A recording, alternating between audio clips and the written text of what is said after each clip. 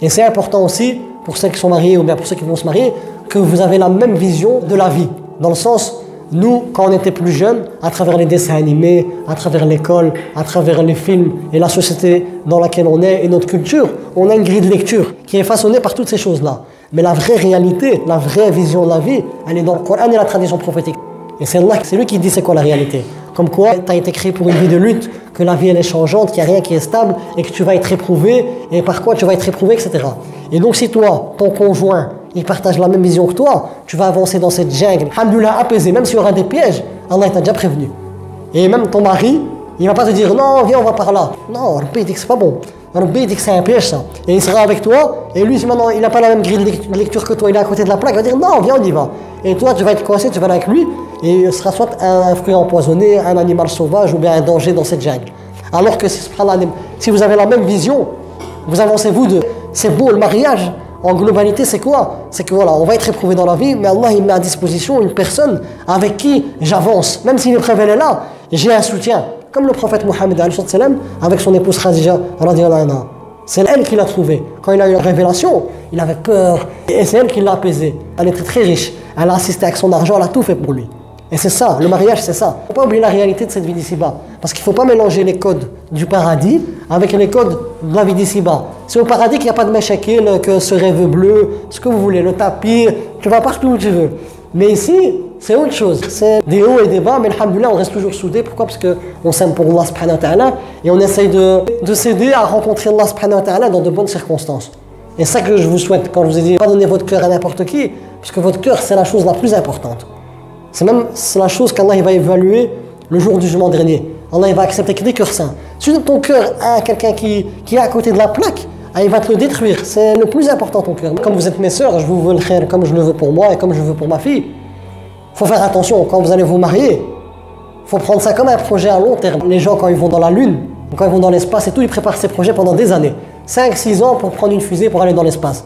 Mais le projet il dure que 8 mois.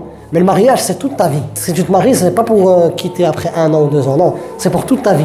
Donc cette personne que tu vas prendre avec toi, elle doit être propice à ton épanouissement et avoir la même vision que toi. Pas un il pense par là, l'autre il pense par là. Et c'est important, Allah. Moi je vous donne là des trésors. Vous n'avez pas besoin de passer par toutes les épreuves de la vie pour avoir ces fruits-là. Je vous les donne directement. À vous d'en prendre conscience. Sinon, c'est comme la femme qui m'a dit là tantôt, si seulement j'étais plus jeune et j'avais compris ça.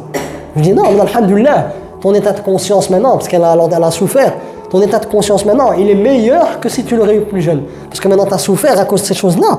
Et maintenant tu sais, mieux que moi même, qu'il faut prendre ce chemin-là comme ça. Chaque fois, elle prenait des maris sans se poser la question, pourquoi je me marie? Parce que le mariage, c'est une grande adoration. Même Allah il dit comme quoi, c'est mithaqan ghalida. C'est quelque chose de lourd. Et c'est pas un jeu. C'est pas je marie, ouais, ok, ça va pas, on divorce. Non. C'est vraiment quelque chose que tu construis avec quelqu'un. Et c'est important que vous puissiez prendre des personnes qui sont consciencieuses. Cette conscience spirituelle, elle est importante dans le couple. Parce que si vous prenez quelqu'un et vous l'aimez pour Allah, et que cette personne-là, Allah, c'est lui qui passe avant tout, vous êtes tranquille. Parce que vous avez beau chipoter dans son WhatsApp, dans son Instagram, dans son Snapchat, Allah, il voit déjà tout, il sait même tout ce qui se passe. Et lui, quand il a cette conscience, vous êtes tranquille. Vous n'avez pas un fardeau. Ah, est-ce que mon mari parle avec d'autres femmes? Est-ce que ça? Non, pour arriver à ce niveau-là, donc t'avances, c'est pas directement parfois ça vient. Mais là, je vous facilite, je vous fais gagner du temps. Et donc c'est à travers les épreuves de la vie, que tu avances et que tu apprends des choses. Et c'est un cadeau. Quand quelqu'un il vous parle de son expérience, surtout les personnes âgées, c'est un cadeau qu'il te fait. Lui, il a dû souffrir pour comprendre cette chose-là. Et quand il vient te parler à toi, essaie de tendre l'oreille parce que lui, il a souffert pour avoir cette chose-là. Toi, tu n'as pas souffert. Et comme j'ai dit, soit tu apprends avec la sagesse, on te transmet la parole, soit tu apprends par les épreuves. Mais par les épreuves, c'est plus amer. Et tu ne connais pas ta réaction. Est-ce que tu vas bien réagir ou mal réagir face à cette épreuve-là? Si vous aimez quelqu'un, vous l'aimez pour Allah. Et l'amour d'Allah, il est indestructible et il est pur. Wallah, l'amour d'Allah, une fois que tu le goûtes, tu n'as plus envie de t'en passer, subhanallah. C'est un amour indestructible. Il n'y a rien qui peut se mettre en travers de l'amour que tu as pour quelqu'un pour Allah. Parce qu'Allah, il est indestructible. C'est un amour pur. C'est un amour sage. C'est un amour qui te protège. Parce que c'est un amour avec la sagesse de Rabbi. Tu ne vas pas dépasser les limites. C'est un amour qui te laisse dans un cadre propice à ton épanouissement, qui va te permettre de jouir de la chose un maximum. Si tu aimes quelqu'un pour Allah, il y a une baraka dans cette relation avec cette personne.